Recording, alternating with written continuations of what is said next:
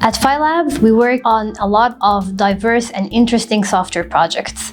Our projects range from software only to software and hardware combined.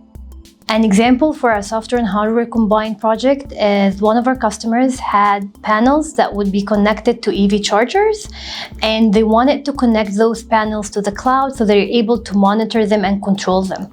So for this project, we wrote the firmware on the PLC that goes on the panel itself, and that firmware controls the panel when it charges, when it uncharges or stops charging. And we also connected the panel to the cloud, created an admin portal, which is web-based, so that the customer can go onto it and monitor and troubleshoot if there are any issues with the panels, and also created a web app that the user can use to start and stop their EV charging or EV charger.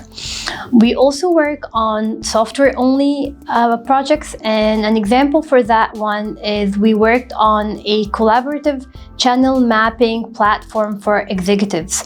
So that platform, it consists of a whiteboard where you can zoom in, zoom out. You can add boxes similar to post-it notes on it. You can like and dislike, and there's also a chatting functionality involved. Here at FYELABS, we're ready to take on any of your projects, no matter what they are.